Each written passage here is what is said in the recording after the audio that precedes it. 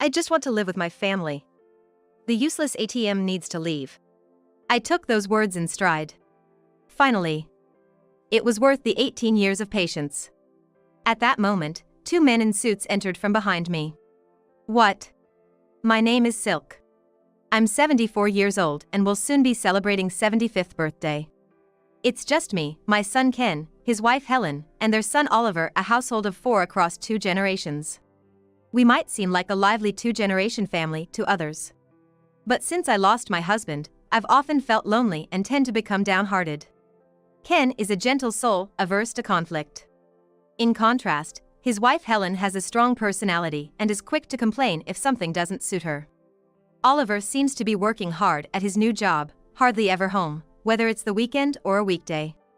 Helen can be particularly harsh with me, lobbing cruel words my way. As someone who's not very brave, her words sting like little thorns, making me shrink inside. I've never once spoken harshly to Helen, on the contrary, I'm usually the one who has to listen to her complaints. As a result, I often find myself doing Helen's bidding, and sometimes I feel like I'm her housekeeper. Helen is tight-fisted with money, yet she likes to show off, often going out to lunch in the downtown area with friends.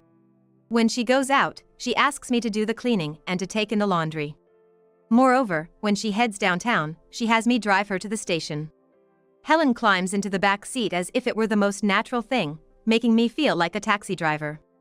And she's under the mistaken belief that living together in a 2-generation household is her way of showing filial piety to me. Helen often says, "I'm doing you a favor by living here." Since my husband passed away, I've wanted to live quietly by myself. However, I've never been able to express this wish to Helen or Ken. Come on, get up now. It seems she's waking up Ken, who had worked late into the night. From the couple's bedroom, Helen's shrill voice echoes. It's the same old story, but today Helen is in a bad mood again. Despite it being a weekend, she wakes Ken up at the same time as usual and hurries him to get ready. I speak to Ken as he washes his face in the bathroom. Are you feeling all right? Ken had dark circles under his eyes. I'm fine. I got about 5 hours of sleep, Ken said, smiling gently as he dried his face with a towel. Lately, Ken has particularly looked pale. Ken's father kept working despite the family's concerns, always saying, I'm fine, I'm fine. But one day, he suddenly collapsed and that was the end of him. I know all too well that saying I'm fine is a danger signal. I'm fine is often anything but fine. Watching Ken wash his face, the memories of that time come flooding back, and I feel a tightness in my chest. I wish I could let him rest on his day off, but I can't bring myself to say that to Helen. Loud footsteps come from upstairs. It's the sound of someone in a bad mood. No doubt, it's Helen. As I frowned, Helen showed up at the bathroom door. Helen had a scowl, with a furrow between her eyebrows. She doesn't even try to hide her displeasure. Hurry up, or I'll be late for my appointment with my friends. Ken lowers his gaze as he puts the towel back. Sorry. I'll get changed right away. My meek son quickly leaves the room. Helen thrusts a piece of paper at me. Mother-in-law, here's a shopping list. Please take care of it. Helen doesn't even look me in the eye as she hands me the paper. Sure, I got it. Have fun with your friends. I manage a smile as full of grace as I can muster. Helen hands me only the list, no money. The payment will come out of my pension. It looks like the weather will be nice today, so please air out the beddings too. Helen adds another request as she leaves, not waiting for my reply. Helen walked away without waiting for my response. I let out a heavy sigh as I watched her insolent departure. On her way out, Helen called out loudly from the front door. Make sure you heat up the bath for when I get back. With a sharp click, the door closed behind her as she left. From the start of our living together, Helen never held back with us. During our initial cohabitation greetings, I told Helen not to be shy. It seems that was completely unnecessary. As we spent more time together, Helen's aggressive nature became more apparent. Her true colors showed. She's not good at household chores, especially cooking. I ended up preparing every meal. I even made Oliver's lunches. Moreover, Helen is picky with her food. If she doesn't like what's served, she'll stand up and say, I told you I can't eat this, and leave. She often complains about other chores as well. Stains not washed out of the laundry. Streaks left on the window glass. No spare toilet paper. Her favorite juice not in stock, and so on, scattering her complaints at me all day. I remind myself that she's the woman Ken chose. I've always tried to stay calm and pleasant, constantly smiling to avoid making waves. But lately, Helen's behavior has become even more blatant, truly wearing me out. Helen goes out with friends almost every week. Since the beginning of her marriage, she hardly did any housework or childcare. She spent and cared a lot for her appearance. Helen has a cheerful and glamorous air about her when she's outside. She seems to be popular with men, often receiving calls from men I don't know. I've suspected Helen of infidelity. However, Ken seems to blindly trust Helen. Even when I warn him, all he can reply with is a week I'll handle it. Not long after Helen and Ken left, Ken came back. Ken had been drafted to take Helen to the station. Ken returned, carrying several shopping bags. As I looked at him in surprise, he let out a sigh. The sweets Helen's going to give out at her class reunion next week. But this is so much. Apparently, there's even more in the car. She plans to distribute them to everyone at the reunion. They're an assortment from a famous Western-style pastry shop. It must have cost a pretty penny. Ken murmured as if he had caught on. Helen has her own pride. She doesn't want to be seen as struggling for money while living with her parents. Sorry, can you just let her have her way? After bringing in the bags, Ken slumped onto the sofa. I decided to go out for the shopping Helen had asked for. I can drive, so I'd like to use the car. But Helen complained to me, nagging about the waste of money on gas. So, I usually just walk, no matter the errand. The walk back always feels so long with heavy bags in tow. I often have to rest multiple times before I make it home. During one of these walks, I heard my grandson Oliver's voice. "Grandma, let me help with the bags." Turning around, there was Oliver, taking the shopping bags from my hands. He had a stern look on his face. "Why aren't you using the car? Did Mom complain about the gas money?" I didn't answer, I just smiled back at him. Ever since Oliver started his job last spring, we've seen less and less of each other at home. He comes home late and leaves early in the morning. It seems he's often working on weekends too and hardly ever at home. It's rare for Oliver to be at home like today.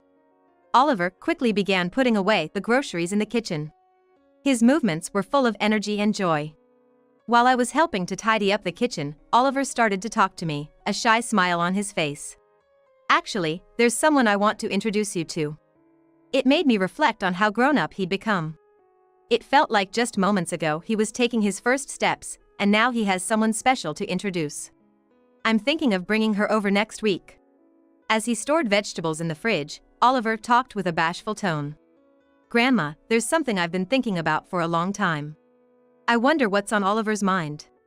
As I tried to probe further, Oliver continued talking excitedly. "I can't talk about it right now, but I'll be bringing this person home." I couldn't help but smile at his news. I was curious about what Oliver couldn't talk about. But for now, I was more intrigued by what kind of woman Oliver would bring home. Oliver's eagerness to go out on his rare days off was probably for dates. Thinking about it that way, it feels quite heartwarming. This would be the first time Oliver brought a woman home. Today, I felt so uplifted that even Helen's usual nagging didn't bother me as I went about my chores. That evening, Oliver talked to Helen and Ken about the woman he wanted to introduce. Ken was pleased, but Helen grimaced unpleasantly without a hint of a smile. I stole glances at Helen's expression, worrying that it wouldn't be easy. It happened on his next day off. As I was cleaning the entranceway, Oliver appeared. Standing next to him was a fair-skinned, demure-looking young woman. "Grandma, this is Luna," Oliver said, with a happy look on his face. "Nice to meet you." "I'm Luna," she said, smiling gracefully. It was a very beautiful smile. She seemed very polite as well. Her parents must have raised her well. I took the two of them into the living room. Contrary to my expectations, Helen was in a good mood, asking the couple about how they met. I was in the kitchen preparing tea, but hearing Helen's laughter gave me a sense of relief. I didn't even mind when Helen urged me to hurry with the tea. But as I was about to bring in the tea, I heard Helen's scornful voice. And I saw Luna's pale face. What could have happened? "Don't be ridiculous," What do you mean, a shotgun wedding? So it was true, Luna was pregnant with Oliver's child. And they intended to marry. Helen was objecting to this. I was indeed surprised. Just a short while ago, the atmosphere had been so cordial, but now it was tense. Oliver looked down, biting his lip. With a strained voice, he spoke, bowing his head. We're serious about this. We might be young, but please give us your blessing to get married. Following his lead, Luna also lowered her head. Please. They were both earnestly seeking approval for their marriage. Seeing their sincere attitude, I wanted to support them. I knew if I said anything, Helen would surely object. Yet, I wanted to stand by them. I was struggling to hold back tears. Ken spoke up. Of course, we support you two getting married. It's better to marry sooner for the baby's sake and have everything in order. Oliver's face lit up. Thanks, Dad. Oliver and Luna exchanged a smile. Helen had an overtly displeased look on her face. A shotgun wedding is so tacky. Explain properly. As Luna glanced down at the table, fumbling for words, Oliver gently placed a hand on her shoulder. We were serious about our relationship and planning to marry anyway. The baby just gave us a good reason to move forward. Just because there's a baby doesn't mean you have to get married, you know. Isn't that right, mother-in-law? Helen turned a sarcastic smile my way. But, if it's what the two of them have decided, I think all we can do is support them. Helen stood up silently and left the room. An uncomfortable silence filled the living room. Ken stood up, patting Oliver's shoulder. Mom will understand. I'll talk to her too. Oliver gave a small nod. I was clueless about what Helen was thinking, and anxiety spread through me. The next day, Ken dropped a bombshell. Helen told Ken that it's time for mother-in-law to leave the house, and from now on, it will just be the two couples living together, them and Oliver and his wife. Helen had told Ken to keep it a secret from me, but he let me know. I was at a loss, silent with my head in my hands. What shocked me even more was the fact that Helen was managing my husband's estate, including our house. My husband had left his entire estate to Ken. And Ken, in turn, was under Helen's thumb. This meant that Helen had control over all our family assets. I was left stunned, having been robbed of everything by Helen. I had no assets or property of my own. Helen had even started to harass me.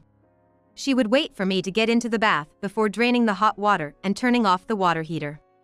I was left with no choice but to shower in cold water. There were times when I found the washing machine unplugged and had to wash clothes by hand. Clearly, she was trying to drive me out. The harassment escalated over time. For my own safety, I knew I had to confront Helen. Luckily, I had a few aces up my sleeve. I decided to prepare, consulting with Ken as I went. But dealing with Helen, that's another story. I wonder if it'll really work out. The weeks flew by since I decided to confront her. When things had started to calm down, Helen called Oliver and Luna. Sitting at the living room table with uneasy expressions were Oliver and Luna. Helen sat across from them, looking at Oliver and Luna with a calm expression on her face. Once everyone had gathered, I suspected Helen would deliver my death sentence. After gulping down her tea and crossing her arms with a sigh. Well, it's pointless to oppose it anyway. So, when do you plan to get married? Everyone was stunned by Helen's change of heart. Oh, we want to do it sooner rather than later, considering Luna's condition. Helen had an eerily calm expression. Is that right? So, this means we're finally getting a break from parenting, huh? Helen turned around in the kitchen to face me and yelled out loud. We're gonna live just with family. The useless ATM needs to leave. I took her words in stride. Finally, it was worth enduring these 18 years. Just then, two men in suits came in from behind me. What? The story takes us back 2 weeks. I was invited to the apartment where Luna was living alone. Oliver was also there. They were probably living together, almost like a couple. In the bathroom, there were matching toothbrushes lined up, which was quite sweet. Luna's belly was slightly showing, and she was gently stroking it. Oliver had me sit at the dining table and, with a serious expression, he began. There's something important I need to tell you. It's a conversation you don't want Helen to overhear, right? Oliver silently nodded with a shy smile. He had a bit of a shy smile. Luna was also smiling faintly, looking happy. As Oliver offered me a cup of coffee he made, he continued. How about moving in with us? I heard from Dad. Mom's trying to kick Grandma out. I was taken aback by the sudden proposal. I almost dropped the mug I was holding. Oliver was looking at me seriously. That's true, but I can't depend on you. Oliver's expression remained serious. Luna was holding Oliver's hand as if to envelop it. It was clear that Oliver was serious about wanting me to move in with them. I straightened up without realizing it. I've always thought about it since I was a kid. Grandma was always treated badly by Mom, and I couldn't stand it. Sure, your mom is strong-willed and assertive. Dad doesn't talk back either. I can't just watch Grandma being treated so poorly by Mom in silence. I'm okay, really. Thank you for worrying. Hey, Grandma, do you remember when I first said I wanted to introduce you to Luna? It was indeed the time Oliver mentioned he wanted to introduce Luna. His determined way of speaking had struck me, but I had forgotten it until now. It's something I've thought about for a long time. I've always wanted to be there to help Grandma once I became an adult. So, Oliver had been thinking about that all this time. I felt tears threatening to spill over. I always thought Mom was so cold and rude to Grandma. To kick you out now, that's just too much. Oliver really cared that much about me. He leaned forward, looking into my eyes intently. Let's live together with us. There's no need for you to suffer alone in that house. As I was lost for words, Luna also looked at me with a serious expression. Oliver told me all about you, Grandma. Please, come live with us. I'm touched, truly. But I don't want to be in the way of your life. That won't be the case. We need your experience with raising kids, and it would mean so much to have you live with us. Oliver and Luna both seemed sincere and pleaded, please, we're begging you, come live with us. I couldn't stop the tears from flowing, touched by their earnestness and kindness. Thank you. I understand how you feel. I will live with you. No, please let me live with you. I held their hands with sincere gratitude. And so, it was decided that I would live with Oliver and Luna. I reminded myself that the final battle with Helen awaited me. Then, I left their apartment. With this arrangement, even if Helen kicked me out, I would have a place to go. But that wasn't my only weapon. Standing behind Helen now were two allies, a dignified, older gentleman and a tall, young man. Remember when I said just now that it was worth enduring these 18 years? Helen looked deflated as if the venom had been drained from her. This gentleman here is the landowner of this property, an old childhood friend of my late husband. I introduced as the older man gave a slight nod. This land is actually leased. I explained that the condition for leasing this land was that I would live here. Everyone looked puzzled. I recounted how the landowner and my husband had once quarreled over who would marry me. In the end, I chose my husband. The landowner agreed to lease this land on the condition that my husband and I would continue to live here. I explained everything in order. I've been living here ever since. Wow, Grandma, you were quite popular back in the day. The landowner was blushing. Helen was speechless, quivering her lips. So, we all have to leave this place? That's right. Helen, I've put up with you for 18 years since we started living together. But that's over now. How can this be fair? What about the rights of the person leasing? You can't just tell someone to leave. Helen retorted, getting agitated. Normally, that's true. But I consulted and decided to leave, and I terminated the lease agreement myself. Helen's face turned red as she bit her lip. I've lived in this house for many years, but it's time to end this chapter. I'm going to live with Oliver and Luna now. Don't joke with me. I won't allow such selfishness. Helen suddenly exploded with emotion. Who's joking? You openly showed disgust at Luna's pregnancy. Your harassment of me, your attitude toward Ken, all of it has been terrible. Helen slammed her hands on the table. Helen, I want a divorce. Ken spoke to Helen with a serious look on his face. Helen, her momentum cut, was left with her mouth half open. I'm fed up with living with you. I want to separate. What is this all about? You're making a problem out of Grandma living with Oliver and Luna now that this house is gone, aren't you? Mom is going to live with Oliver and Luna. That's the end of that discussion. This is about you and me now. I don't want to live with you anymore. Helen was visibly frightened by Ken's sudden change from his usual obedient demeanor. Why such a sudden change? I've always tolerated your attitude because Mom did. But if she's moving out to live with Oliver and Luna, there's no need for me to tolerate it anymore. I want to divorce you. The tall man standing behind presented an envelope on the table. This man is from a detective agency. He's been investigating you for years. Ken opened the envelope and spread its contents out on the table.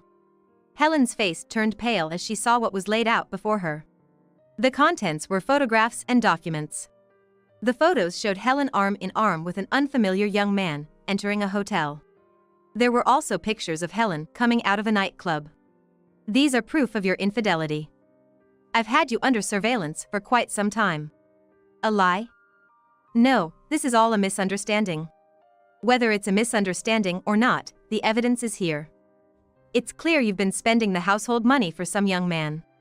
Ken continued as he handed Helen a copy of the transaction details. I was shocked by Ken's thoroughness. Just how far had he investigated? Perhaps the most frightening adversary was Ken himself. With his gentle face unchanged, he pressed on insistently, which made it all the more intimidating. Helen, either giving up or defiant, leaned back and began to smirk. Because, you see, he's going to be a singer in the future. I was funding for it. So what's wrong with supporting that? Ken shook his head and sighed. So, what about these pictures? Ken asked as he showed photos of Helen and the man she had been arm in arm with entering an apartment with another woman. Helen's eyes widened as she intently stared at the photograph. Helen's hands could be seen trembling slightly. That guy has been using the money you gave him to go out and have fun. He then pulled an audio recorder from the envelope. Here, there's a recording of him saying you're just an ATM to him. Helen seemed unable to comprehend, clutching her head and squeezing her eyes shut. And she kept muttering lies, lies, lies, lies, lies under her breath. Helen, you were being deceived too. That doesn't excuse anything, though. Helen looked around, eyes wide, desperate. What am I supposed to do now? How am I supposed to live? That's for you to figure out. You'll have plenty of time to make amends for your sins. I'm done with this life, Ken declared, raising his voice more than usual, which made Helen tear up and cower. Ken stood up from his chair and glared down at Helen. I can't do this anymore. It's not just your attitude towards me, but everything you've done to Mom, it's unforgivable. Ken, usually so calm, had been harboring this resentment for years. He might be quiet, but he's tenacious and hardworking. And he's a hard worker. It seemed likely that he had been planning his retribution against Helen for a long time. Helen had been under investigation for nearly a decade. Now, she was thoroughly defeated. Helen was speechless, sliding off the chair and collapsing onto the floor. Without another word, Ken left the house, followed by the landowner and the detective agency guy. No! Ken, come back! I'm sorry. Helen continued to cry uncontrollably. I, along with Oliver and Luna, left the house. Helen, left alone, was wrapped in deep regret and despair over her irreversible actions. Afterward, Helen and Ken's divorce was finalized. Helen had fiercely opposed it, bringing the matter to mediation. However, with the plethora of evidence against her, she ended up having to pay a substantial amount in alimony.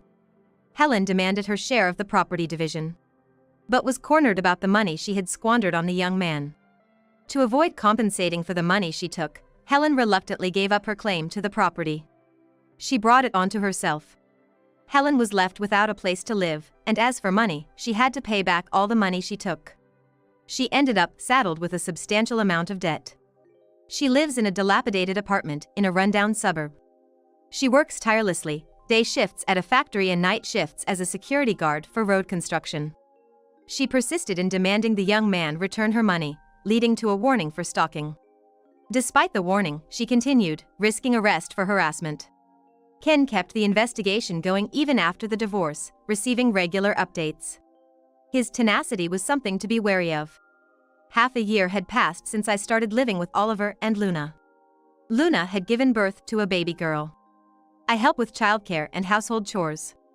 It's a busy life, but I find happiness in my daily routine. Then one day, Ken came to visit. His face, which I hadn't seen in a while, looked healthy and he seemed well. Holding his granddaughter, Ken's face was brimming with smiles. Have you been able to sleep better since the divorce? Thanks to you, I think I'm getting about 8 hours now. Ken replied, showing a brightness in his expression that I had never seen before. I've come with some good news today. What's that, some good news? Luna chimed in, her eyes sparkling. Well, I bought the land where everyone's old house was. I was stunned. Really? I negotiated with the landowner to get it for a good price. I used Dad's life insurance money. It turned out he had been hiding it so Helen wouldn't find out. So, the condition for him selling it to me was that you, Mom, would live with us. Let's all live together, Oliver, Luna, and you. I pinched my cheek without thinking. Ouch, it's not a dream, is it? Oliver and Luna were laughing.